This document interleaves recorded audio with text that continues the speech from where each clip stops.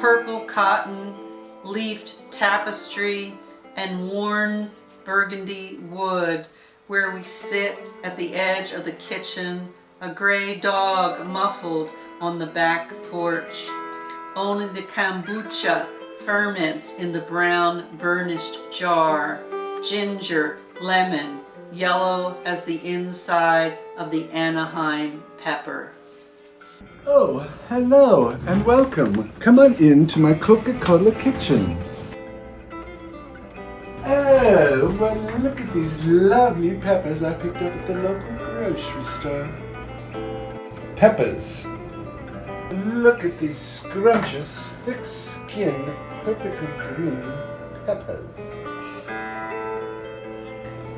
While in town, we perused a pair of Pueblo peppers. What is the big fuss about these Pueblo peppers? Please tell me. Let's take a moment now and see what the fuss is about these peppers.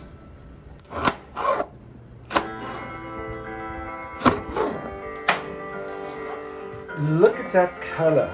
Smell that aroma. I think I'm going to put it in my next pot of stew. I'll be right back. You've got to get the rest of the ingredients.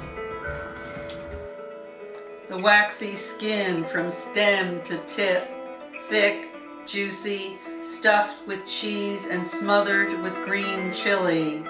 I want a burnished red pepper, what peeks up through an equinox in the color of winter solstice. Hi there! I'm Wolfgang Punk. That's P-U-N-K-N. I'm a future megastar on YouTube and TikTok, and this is the start. We're going to tackle the most wonderful things about pumpkin pie. The ridges of the pumpkin descend to the blossom that brushes the ground as if a broom in a factory where pies are baked, and the scent waffles out on the wind in a neighborhood of cars junked in the front yard.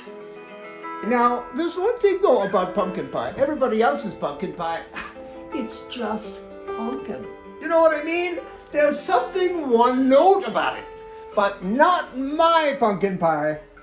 And I oftentimes use, frankly, the pumpkin from the store in the can.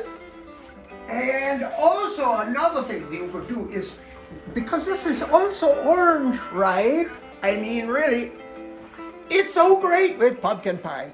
Squash, this is crookneck squash. And when you combine the two, oh, your Aunt Sally will have a conniption.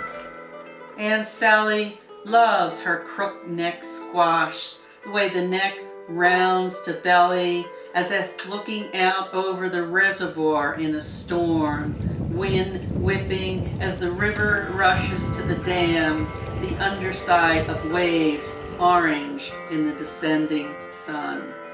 Now what if we put in 2 cans of sauerkraut for every one of pumpkin? That would really add zest.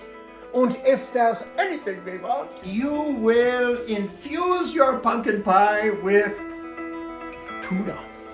Now, tuna in pumpkin pie is just the most delicious thing that could possibly be. Now, finally, we come to the pièce de résistance. Now, this is Vlasic brand, but if you use any brand of chopped dill pickles, mix it in with the pumpkin pie filling, you will find that your pumpkin pie is so scrumptious. It's going to replace apple pie as the most American thing, really, even though it's kind of German, really, when you come right down to it. And that's okay. Now, we come to Betty Crocker cookbook. This cookbook, I have to tell you, I can't follow this cookbook.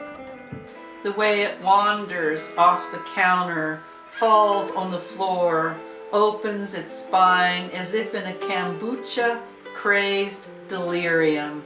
Ah, so delicious. Well, I think we've come to the end of part 1. You know, this is going to be just a whole series of beautiful, wonderful, you're going to love all of these cooking shows I'm going to give for you. But now we have to cut it off because I have ingredients to get for part 2 and they're out in the garage. So, thanks so much for coming. I love you guys. Mwah!